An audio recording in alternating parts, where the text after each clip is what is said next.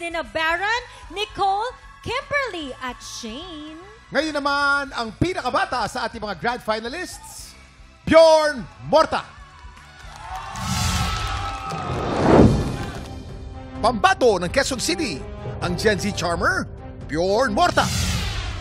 And that's your Gen Z charmer, Bjorn Morta! Galing naman na Bjorn! Bjorn naman! Amazing! Wow! Amazing! Bjorn, you were born to do this. Yes! Grabe, amazing. We Thank you. enjoyed every second of that. Thank you so much. How do you feel? And yes, you smell good. Hanep, dinaan mo sa perfume yung performance mo, Una kinabahan, tapos after that, 3 seconds lang yun, ano? siguro. Yes, I think 3 seconds. Nakita ko ganun 3 seconds, tapos okay na siya. Yeah, okay na. Ayun, binirit ko naman. I tried my best. Yeah. Wonderful, Bjorn. Congrats, Bjorn. At syempre, anong masasabi ng ating mga inampalan?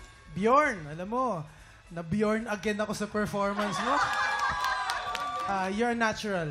You're so good and you're not even trying. Ganun yung pakiramdam eh. Parang natural lang talaga, pinanganak ka talagang ganyan. So, congratulations. Sobra ako nag-enjoy. Congratulations, ang galing-galing mo. Nag-enjoy ako sa performance mo. Thank you, Kuya.